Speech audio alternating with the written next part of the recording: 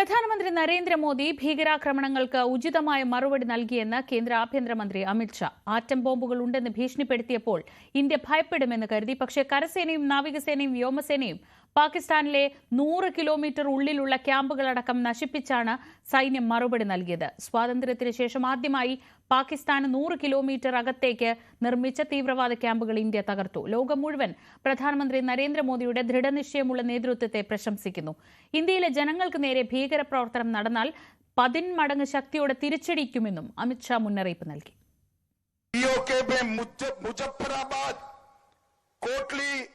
भावलपुर मुरीद के पाकिस्तान की सीमा में 100 किलोमीटर अंदर जाकर हमारी सेना ने आतंकवादियों को जवाब देने का काम किया है।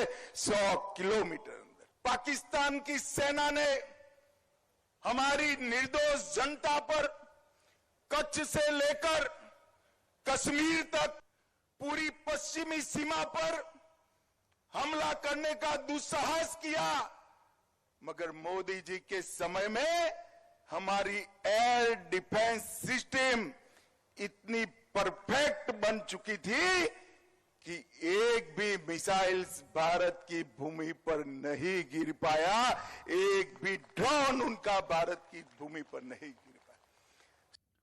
നൂർഖാൻ അടക്കം തന്ത്രപ്രധാന വ്യോമസേനാ താവളങ്ങൾ ഇന്ത്യ ആക്രമിച്ചെന്ന് സ്ഥിരീകരിച്ച് പാക് പ്രധാനമന്ത്രി ഷഹബാസ് ഷെരീഫ്.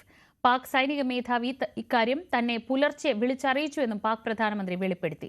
സംഘർഷത്തിൽ ഇന്ത്യ തകർത്തത് 600 ഡ്രോണുകളാണ്. അതേസമയം പഹൽഗാം ആക്രമണത്തിന് ശേഷം അടച്ച അട്ടാരി ചെക്ക് പോസ്റ്റ് ഇന്നലെ അഫ്ഗാൻ ട്രക്കുകൾക്ക് വേണ്ടി തുറന്നുകൊടുത്തു. ഒടുവിൽ ഇന്ത്യയുടെ സൈനിക ശക്തി പാക് പ്രധാനമന്ത്രിയും സമ്മതിക്കുകയാണ്. ഇന്ത്യയുടെ തിരിച്ചടിയിൽ പാക് സൈനിക ആസ്ഥാനത്തോട് ചേർന്നുള്ള തന്ത്രപ്രധാനമായ നൂർഖാൻ വ്യോമസേന താവളത്തിൽ മിസൈൽ പതിച്ചുവെന്ന് തുറന്നു പറഞ്ഞിരിക്കുകയാണ് ഷഹബാസ് ഷെരീഫ്.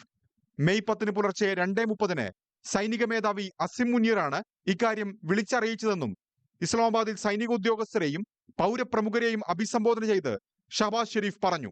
എത്ര തിരിച്ചടി ഉണ്ടായാലും ഒന്നും സംഭവിച്ചിട്ടില്ലെന്ന് ആവർത്തിക്കുന്ന പാകിസ്ഥാന്റെ പതിവ് രീതിയിൽ നിന്ന് വ്യത്യസ്തമാണ് ഷഹബാസ് ഷെരീഫിന്റെ വാക്കുകൾ. एक मेजर्ड एक हम जवाब देंगे. 9 और 10 की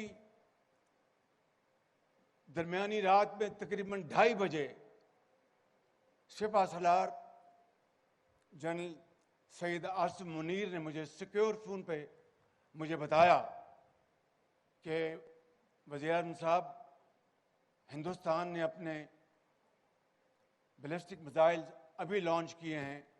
एक नूर खान एयरपोर्ट पे गिरा है और कुछ और दूसरे इलाकों में गिरे हैं. പ്രസംഗത്തിൽ അസിം മുനീറിന്റെ ഫോൺ കോൾ രണ്ടാമത് വന്ന കാര്യം ഷഹബാസ് ഷെരീഫ് വിശദീകരിക്കുന്നുണ്ട്. ആ സമയം താൻ നീന്തുകയായിരുന്നു. കനത്ത തിരിച്ചടി നൽകിയതോടെ വെടിനിർത്തലിന് ഇന്ത്യ അഭ്യർത്ഥിച്ചെന്ന് അസിം മുനീർ അറിയിച്ചെന്നും പാക് പ്രധാനമന്ത്രി അവകാശപ്പെട്ടു. സംഘർഷത്തിൽ പാക് സൈന്യം നേടിയ ആധിപത്യം ലോകമെമ്പാടും ചർച്ച ചെയ്യുകയാണെന്ന വീരവാദവും പാക് പ്രധാനമന്ത്രി നടത്തി. सुबह का वक्त था.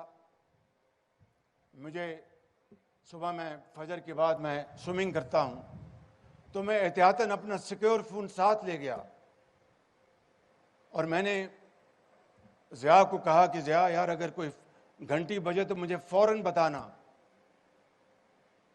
As luck would have it, वो घंटी बजी तो जनरल आसिम मुनीर लाइन पर थे. कहने कि वज़ीर-ए-आज़म, हमने बड़ा भरपूर उनको जवाब दिया है.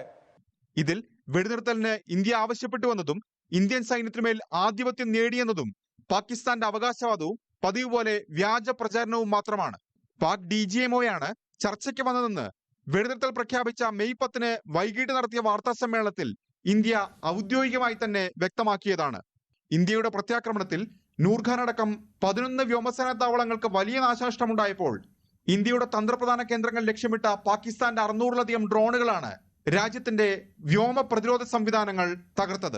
ഇന്ത്യൻ സംവിധാനങ്ങളെ മറികടന്നത് വിരലിലെണ്ണാവുന്നത് മാത്രം. ഉധംപൂർ, പഠാൻകോട്ട് വ്യോമസേനാ താവളങ്ങൾക്ക് ചെറിയ കേടുപാട് സംഭവിച്ചു എന്ന് ഇന്ത്യ സ്ഥിരീകരിച്ചതുമാണ്.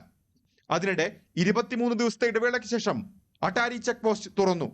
ഇതോടെ അതിർത്തിയിൽ കുടുങ്ങിയ അഫ്ഗാൻ ലോറികൾ ചരക്കുമായി ഇന്ത്യയിൽ പ്രവേശിച്ചു. കേന്ദ്ര സർക്കാരിന്റെ പ്രത്യേക അനുമതിയോടെയാണ് അതിർത്തി തുറന്നത്. National desk news 18.